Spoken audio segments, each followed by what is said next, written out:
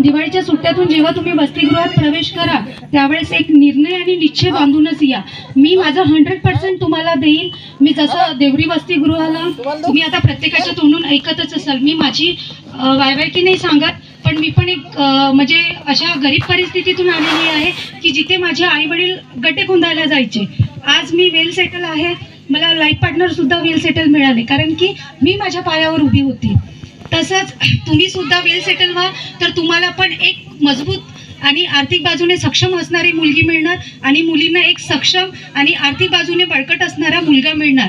त्याच्यासाठी भविष्याचा विचार करा, एका दिवसाचा विचार करू नका. कुठल्याही पद्धतीचे व्यसन लावून घेऊ नका, कारण की हे वय तुमचं व्यसन जडण्याचं नसून हे अभ्यासाचं वय आहे. आत्ताचे जर तुम्ही 2 वर्ष 3 वर्ष जर अभ्यासात दिले ना तर भविष्यातले तुमचे 30 वर्ष हे सुखासमाधानाचे जाईल.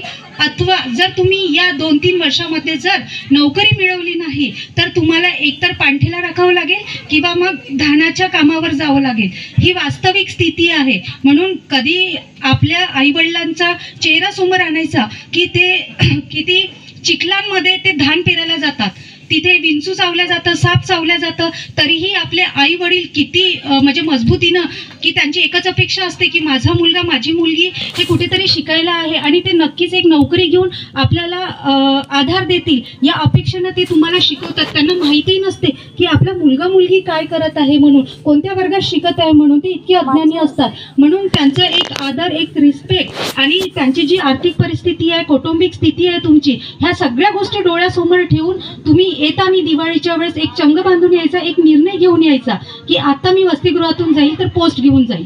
आलं लक्षात? तर आजच्या कार्यक्रमाप्रसंगी माझी सर्वांना नम्र विनंती आहे की मी माझा 100% नक्की देईल.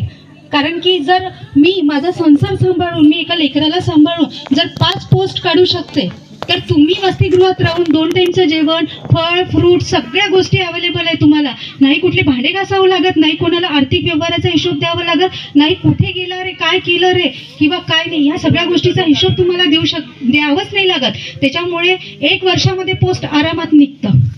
माझी सगळ्यात पहिली पोस्ट 2013ला निघाली होती. त्याच्यानंतर माझ्या घरची परिस्थिती इतकी बिकट झाली की माझ्या दोन्ही भावाचे ॲक्सिडेंट, वडिलांचा इन्सिडेंट सोबत झाला. माझी आर्थिक बाजू मजबूत असल्यामुळे मी त्यांना सांभाळू शकली आणि आज तुम्ही माझे आई बाबा इथे आहे हे उदाहरण बघू शकता. कारण की मी नोकरीवर होती. त्याच्यानंतर 2019ला माझी नाशिक अधीक्षिका, त्याच्यानंतर CDPO महिला बाल विकास 1 मार्कांनी राहिली फक्त, ते माझ्यासाठी काही अपयश नव्हतं. त्याच्यानंतर ट्रायबल डिपार्टमेंटच्या 2019ला माझ्या 2 पोस्ट निघाल्या. नोकरीवर असताना मी कुठलंही शिक्षण घेत नव्हती पण निघाली. त्याच्यानंतर आत्ताच जवळ 15 दिवस झाले मी एक एक्झाम पास झालेली आहे, मेडिकल वैद्यकीय संचालनालयाची, मेडिकल सोशल सुप्रिटेंडंटची. तर विचार करा, जर एक मुलगी, एक स्त्री घर सांभाळून, मुलाला सांभाळून जर हे सगळं करू शकते तर तुमच्यात ती कॅपॅसिटी आहे ना? करू शकता की नाही?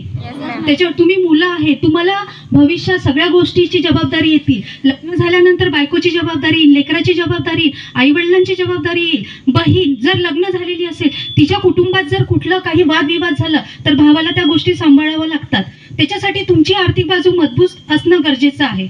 ह्या सगळ्या गोष्टीची ना परिस्थिती डोळ्यासमोर जर आणली ना तर तुम्हाला झोपच येणार नाही, सगळ्या अभ्यासाने झपाटल्या जातील. म्हणून हे एक म्हणजे आम्ही पण तुम्हाला ओळखत नव्हती आणि तुम्ही पण मला इतक्या यांनी ओळखत नव्हते. मला फक्त इथे येऊन 2 महिने झालेले आहे, परंतु गेल्या काही दिवसामध्ये मला टायफॉइड, पिलिया या सगळ्या गोष्टींनी म्हणजे मी ग्रासून गेलेली होती आणि कदाचित मला इकडलं वातावरण सूट नाही झालं असणार, तरी मी पुस्तक सोडलं नाही. मला थोडंसं बरं वाटलं, मी परत वसतिगृहामध्ये आली, पण पिलिया झाल्यामुळे मला परत जावं लागलं. याचं मला फार वाईट वाटतं की मी इथे 2 महिन्यापासून येऊनही विद्यार्थ्यांचे अजून क्लासेस सुरू नाही केलेले आहे किंवा विद्यार्थ्यांना पाहिजे तसं मार्गदर्शन मी दिलेलं नाही आहे. पण मी तुम्हाला शब्द देते, जर मी सालेकसामध्ये राहिली ना तर 100% तुमच्या पुढच्या वर्षीच्या पोस्ट मी काढून दिल्याशिवाय राहणार नाही.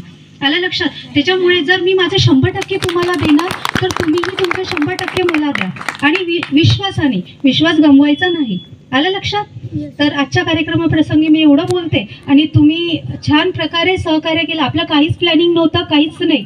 इवन आमदार महोदयांनी सुद्धा आपल्या कार्यक्रमाला खूप ॲप्रिशिएट केलं की एका दिवसामध्ये बाकीच्यांनी नियोजन करून केलं, पण आपलं कुठल्याही पद्धतीचं नियोजन न करता हा जो पेंडॉल वगैरे दिसतात ना त्या भाऊंना माहीत आहे की फक्त हा एका दिवसाचं नियोजन आहे. काही 15 दिवसाचं नाही आहे. जर आपण एका दिवसामध्ये इतकं सगळं करू शकतो आणि मुलं जर इतक्या छान रांगोळ्या काढू शकतात, त्यांच्यामध्ये इतकी कला आहे, तर तुम्ही तेही अभ्यासात सुद्धा आणा. तुमच्यात आहे ती आत्मशक्ती आहे, फक्त कमतरता आहे ती आत्मविश्वासाची आणि कुठल्या तरी अभ्यासाच्या मार्गदर्शनाच्या अभावाची. तर ते मी तुम्हाला देईलच. आणि परत एकदा सांगते की दिवाळीवरून परत येताना एक चंग बांधून आणि निर्णय घेऊन या की मी आता वसतिगृहातून जाईल तर एक पोस्ट घेऊन जाईल. आलं लक्षात? तर एवढं बोलून मी माझे 2 शब्द संपवते. Thank you so much. आणि एक लक्षात ठेवा, मुलं असो किंवा मुली असो, दोघंही माझ्यासाठी सारखीच आहे. मी दोघांची आई, बहीण, मैत्रीण सगळ्या गोष्टींना तुमच्या सोबत आहे. जर कुठल्या मुलालाही अभ्यासाच्या बाबतीत कधी अडचण आली, मी ऑफिसला राहतेच, तर असा विचार नाही करायचा की बा मॅडमला जाऊन कसं विचारणार. तुमच्याकडे एक छान मार्गदर्शक मिळालेला आहे, तर तुम्ही त्याचा फायदा घ्या. आलं लक्षात? आणि तुम्हाला माहीतच आहे की आपला इकडचा एरिया खूप मागास आहे, त्याच्यामुळे एज्युकेशनली आणि हेल्थली अवेअरनेस खूप कमी आहे. सिकल सेल जर झालेला असेल तर कोणाला माहीतच नाही पडत, म्हणजे तो त्याच याच्यामध्ये जगत राहतं. त्याच्यानंतर त्यांचे मुलंसुद्धा त्याच आजाराने ग्रस्त होतात, पण ते माहीतसुद्धा पडत नाही. मग अचानक एखाद्या दिवशी कोणाचा तरी मृत्यू होऊन जातं. तर ह्या गोष्टी कशामुळे होतं? आपल्याला फक्त एक हार्ट अटॅकच माहीत आहे, पण ते अनेक गोष्टी असतात. त्याच्यामुळे हेल्थ आणि एज्युकेशनली अवेअरनेस केव्हा होणार? जेव्हा तुम्ही अवेअर व्हाल. तुम्ही अवेअर केव्हा व्हाल? जेव्हा अभ्यास करून नोकरीला लागाल, हे की नाही? त्याच्यामुळे कुठल्याही प्रकारचं व्यसन करू नका, कुठल्याही प्रकारचं म्हणजे असं अनादाराने वागू नका, शिस्तीने वागा. नियम जर स्वतःच्या अंगी आणले ना, तर एक IAS ची किंवा IPS ची इंटरव्ह्यू तुम्ही द्यायला जाल ना, तर तुम्हाला इंटरव्ह्यू घेणाऱ्याची पण आवश्यकता नाही पडणार, जर स्वतःमध्ये प्रामाणिकपणा राहिला तर. त्याच्यामुळे कधी काही प्रश्न पडले तर नक्की विचारायला या. आलं लक्षात? तर थँक्यू.